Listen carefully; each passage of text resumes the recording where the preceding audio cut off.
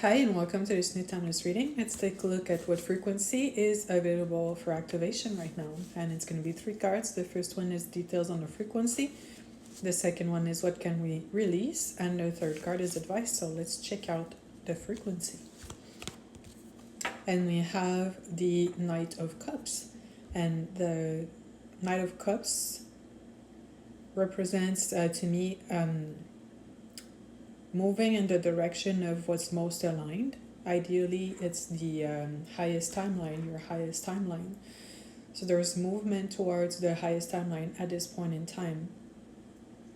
And I have to say that this usually comes with its fair amount, unfortunately, of resistance.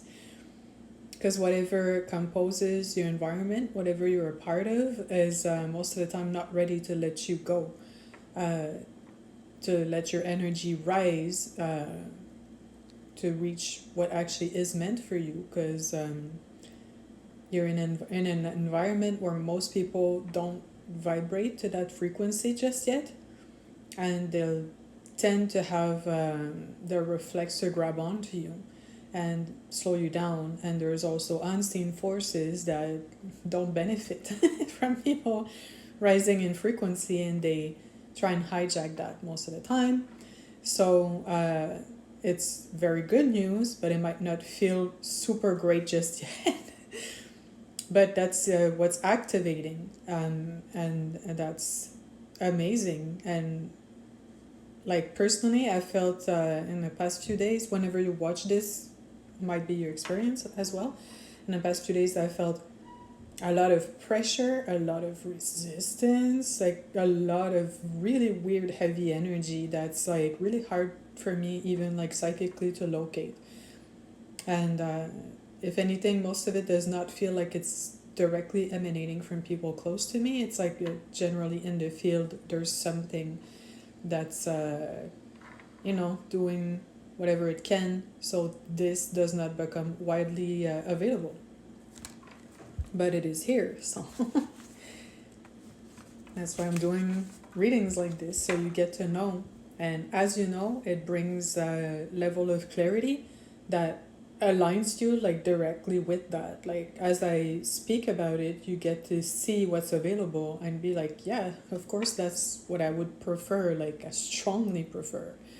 And that orients a really big aspect of your energy towards it, and it makes it materialize even faster, and it gives you access, like early access if you will, to the energy. And now what can we release? And it's the 5 of Swords. And if you've seen other readings I do, this usually represents psychic attacks and interference, and that's exactly what I was talking about with the previous card.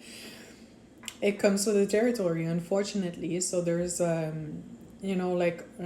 like I said, the past like few days I was like feeling pressure and heaviness and all that, and also a lot of super negative mental chatter that if you're not like aware of who you really are, you might mistake it for feeling depressed or down on yourself or not good enough and all that. But like for me, I'm just like, dude, like last week I was feeling completely fine, super oriented towards exactly what I want, making the steps towards that, working towards it. And now all of a sudden, I'm all these things I was not ever thinking I was in my free time. That makes no sense, you know? And when I tell it to stop, it just won't. And like I said before, it's hard to like locate. So it's from the field, like some levels in the field are like, saturating what frequencies they have access to with negativity.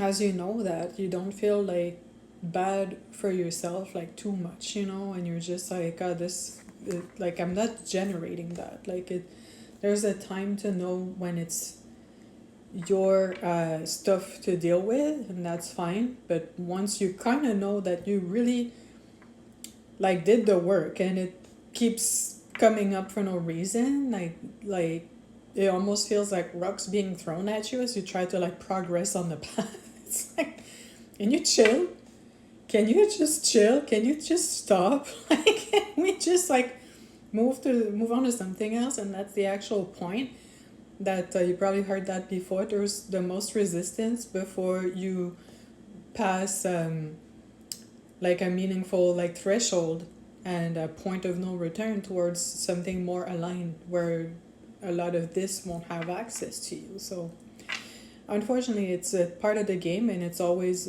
much better to be aware of it than pretending that doesn't exist, because it very, very, very much does exist.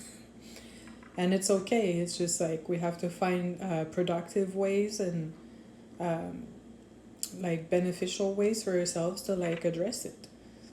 And that's all there is to it. Like darkness is part of the game, unfortunately, and there's fair amounts of it. So it would be really idiotic of us to just pretend it's not there, because it is.